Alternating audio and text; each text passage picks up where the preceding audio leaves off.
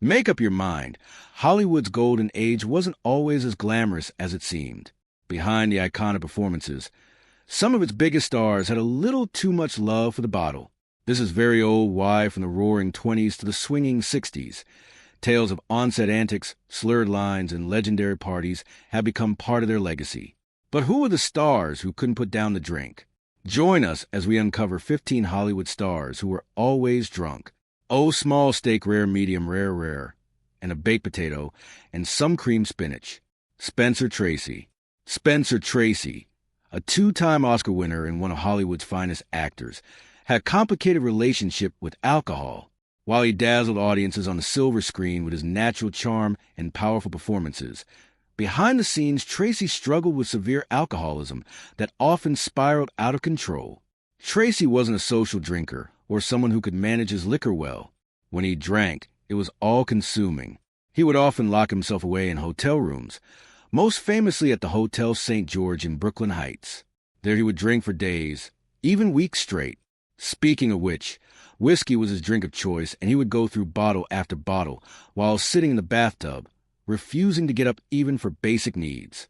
And did you know that his drinking created such chaos that MGM, the studio that hired him after he walked out on full, had to take drastic measures to protect both Tracy and their investment? They formed a special team called the Tracy Squad. This wasn't a regular support team.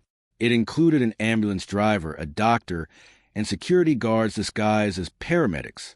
They were on standby 24/7, ready to swoop in whenever Tracy caused a scene. Local bars within a 25m radius were even given the squad's number.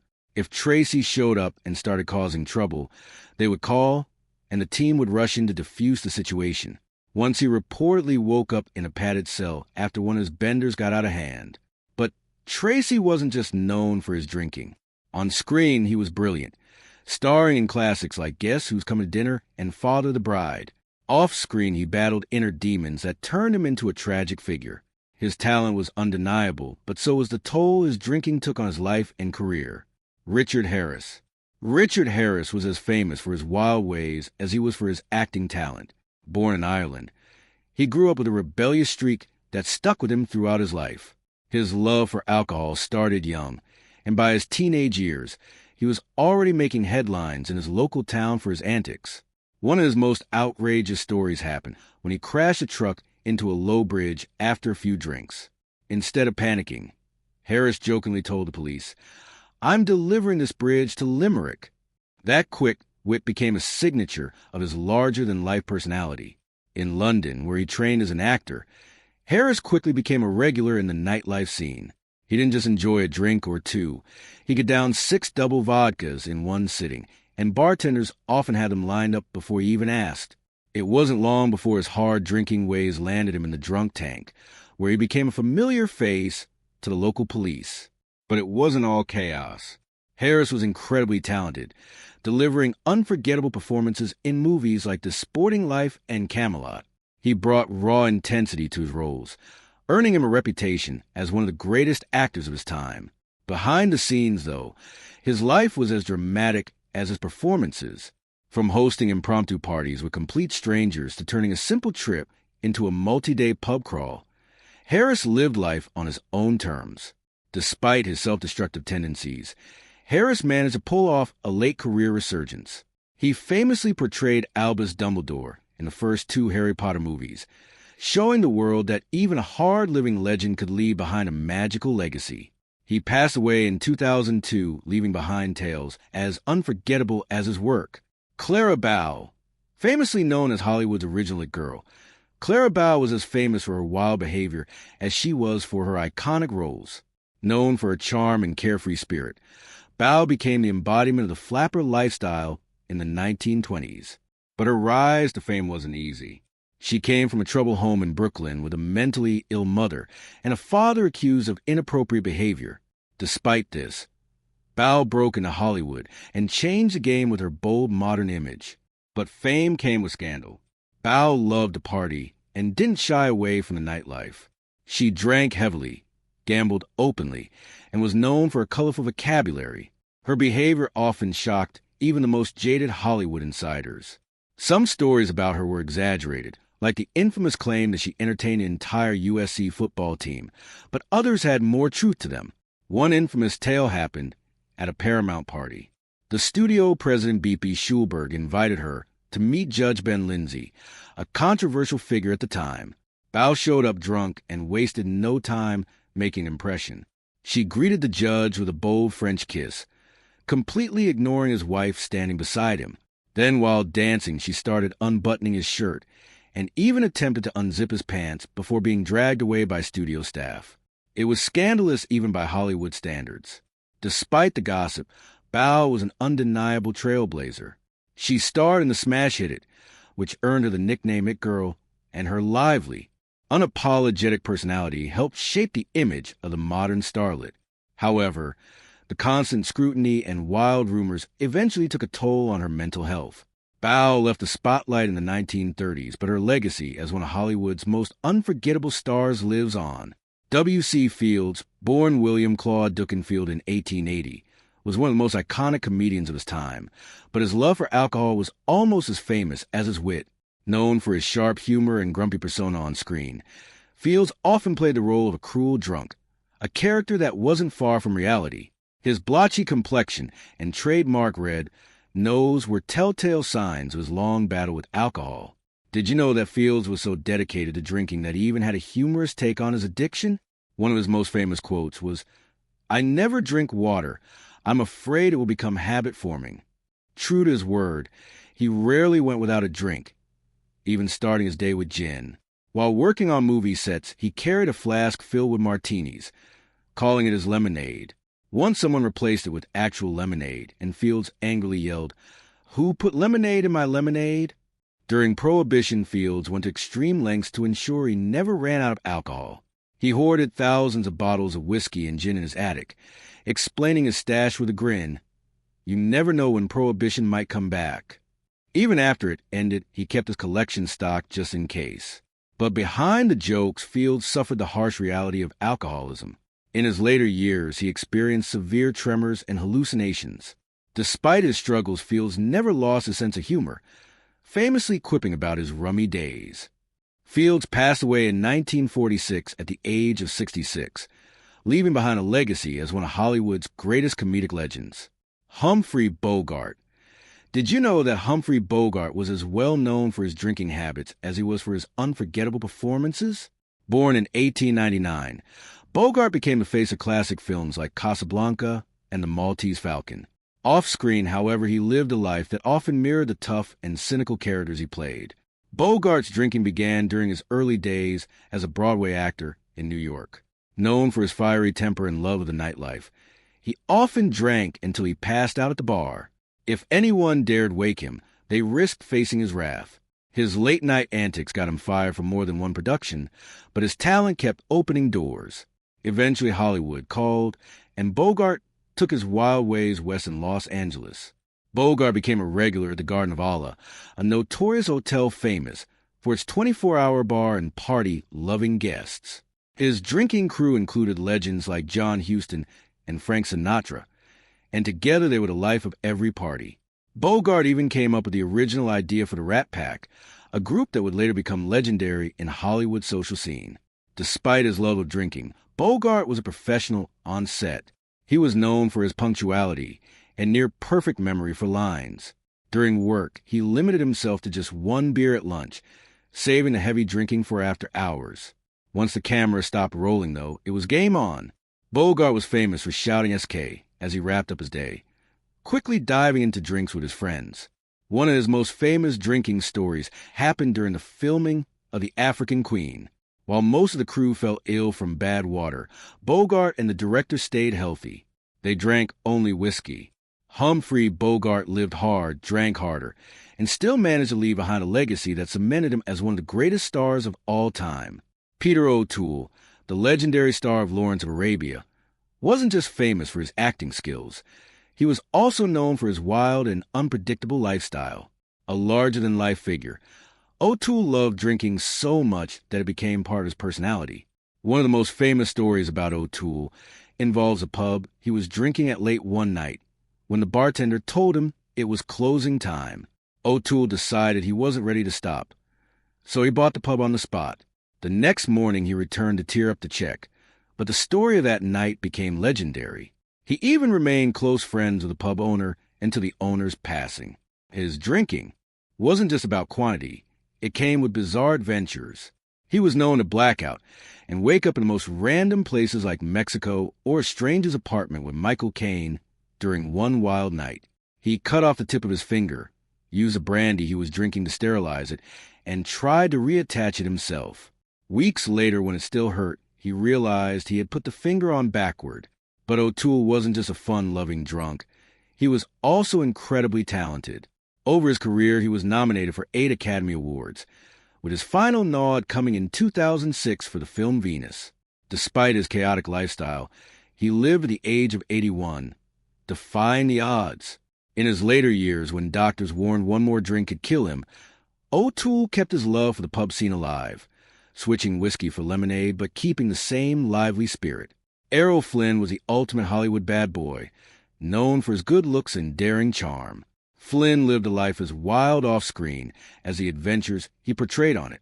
From sword fights to scandals, his antics earned him the title of one of Hollywood's original Hellraisers. But his love for alcohol is what truly made him legendary. Flynn's drinking habits were anything but ordinary. He would carry bottles of vodka to movie sets and had a unique way of sneaking his drinks.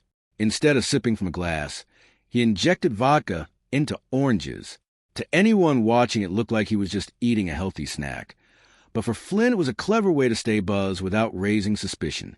He was no stranger to wild parties either.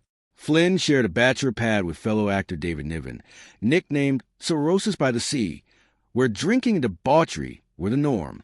Morning Bloody Marys replaced whiskey to mask the smell of alcohol, but the drinking never stopped. Even after being warned by a doctor at 32 that his heavy drinking would kill him within 5 years, Flynn didn't slow down. Instead, he took it as a challenge. He continued his hard-partying lifestyle for another 13 years before a heart attack caused by liver damage claimed his life at just 50. True to his infamous reputation, he was buried with 6 bottles of whiskey in his coffin. Montgomery Clift was one of Hollywood's most talented and handsome leading men. His brooding looks and intense acting made him a star in classics, like A Place in the Sun and From Here to Eternity. But behind the camera, Clift lived a life of pain and struggle, much of which he drowned in alcohol. His troubles began long before his car accident in 1956. But that event changed everything. Driving home from a dinner party at Elizabeth Taylor's house, he lost control of his car and crashed in Benedict Canyon. The accident left his beautiful face shattered. His jaw was broken, his nose smashed, and his cheekbone destroyed. Though surgeons managed to repair his face, Clift was never the same. The man, once considered one of Hollywood's most beautiful, was now haunted by his own reflection. After the accident, Clift turned to alcohol and prescription drugs to cope with his physical pain and emotional torment. He had always struggled with his sexuality in an era when being gay was unacceptable for a leading man, and the accident only deepened his inner turmoil. His close friendship with Elizabeth Taylor, one of his biggest supporters, was one of few things that gave him comfort. On-set Clift's struggles were obvious during the filming of Judgment at Nuremberg. He could barely remember his lines and had improvised most of his performance, yet his raw talent shone through, earning him an Academy Award nomination for Best Supporting Actor. Sadly, Clift's self-destructive behavior continued until his early death at age 45. Years of heavy drinking and drug use took their toll, and he passed away from a heart attack in 1966. Robert Mitchum, known for his rugged looks, deep voice, and calm demeanor on screen, built a legendary career in westerns and film noirs. But off-screen, Mitchum was a notorious troublemaker fueled by alcohol, women, and a devil-may-care attitude. He was the ultimate Hollywood rebel. Mitchum's drinking stories were as wild as his movie plots. On the set of His Kind of Woman, a fight scene turned into a real brawl. Mitchum, having started drinking early that day, forgot he was acting and began throwing punches for real. The stuntmen, understandably upset, fought back and the set erupted into chaos. For Mitchum, this was just another day at work. His reputation for mixing booze with trouble was well known, so much so that even directors gave up trying to control him. During River, no return alcohol was banned on set, but when the director caught an actor sneaking vodka, the explanation is for Mitchum was enough to let it slide. Mitchum also had a softer side. Despite his wild lifestyle, he stayed married to his childhood sweetheart Dorothy Spence for 57 years. In 1948, he was caught in a marijuana sting and sent to jail for 60 days. The headlines could have destroyed him, but Mitchum shrugged it off, calling it a minor inconvenience. He remained one of Hollywood's biggest stars for over 5 decades. Barbara Payton's life was a tragic tale of Hollywood's dark side. Born in 1927 in a small Midwest town, she dreamed of fame and glamour. By her early 20s, she moved to Los Angeles, working as a model and showgirl. Her stunning blue eyes and carefree charm soon caught Hollywood's attention. Universal Studios signed her, and she began appearing in B-movies, hoping for her big break. She quickly became known as a queen of the nightclubs, rubbing shoulders with Hollywood elite like Howard Hughes, Bob Hope, and even mobster Mickey Cohen. But her partying soon overshadowed her career. While she gained fame from films like Trapped and Kiss Tomorrow Goodbye, her reckless behavior and relationships with bad company took a toll. One of her most infamous moments was a love triangle involving actors Frank Attone and Tom Neal, which turned violent and destroyed reputations. As her career faded, her personal life spiraled. She drank heavily, partied nonstop, and eventually lived in a rundown apartment on Skid Row, reportedly turning to prostitution to survive. Her memoir, I Am Not Ashamed, revealed the depths of her struggles. Barbara Payton died at just 39 from heart and liver failure caused by alcohol abuse. Frank Sinatra, the legendary voice behind classics like My Way and Fly Me to the Moon, was just as famous for his love of Jack Daniels as he was for his music.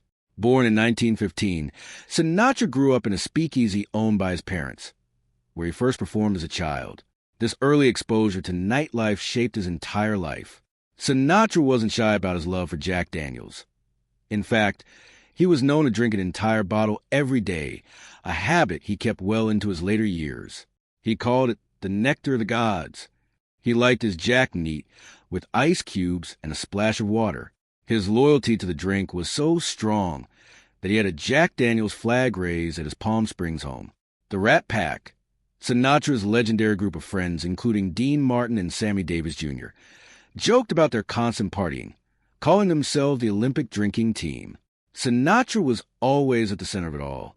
Even on stage, he kept a bottle of Jack Daniels nearby, raising his glass to the audience. His influence boosted the brand worldwide, and Jack Daniels even created a special edition in his honor. When Sinatra died in 1998 at age 82, he was buried with a bottle of his favorite whiskey. M. Margaret, born M. Margaret Olsen in Sweden in 1941, became one of Hollywood's brightest stars. Known for her glamorous looks and magnetic performances, she was called one of the original sex kittens. Her career took off after George Burns discovered her, leading to breakout roles in Bye Bye Birdie and Viva Las Vegas alongside Elvis Presley.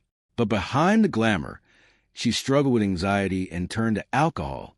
The habit began on the set of RPM, when nerves about filming a nude scene pushed her to drink. By the early 1970s, her dependency had spiraled out of control. She described drinking a full bottle of scotch, passing out, waking up, and repeating the cycle. Her pain was deepened by her father's death and a near-fatal fall during a performance. She later admitted Hollywood's party culture made it easy to escape into substance abuse. In 1980, she quit drinking for good and rebuilt her life, later shared her journey in her autobiography, My Story. Elizabeth Taylor, one of Hollywood's most iconic stars, lived a life filled with fame, fortune, and deep personal struggles. Known for her beauty and powerful performances in films like Cleopatra and Who's Afraid of Virginia Woolf, Taylor also battled alcohol addiction and prescription painkiller dependency for much of her life.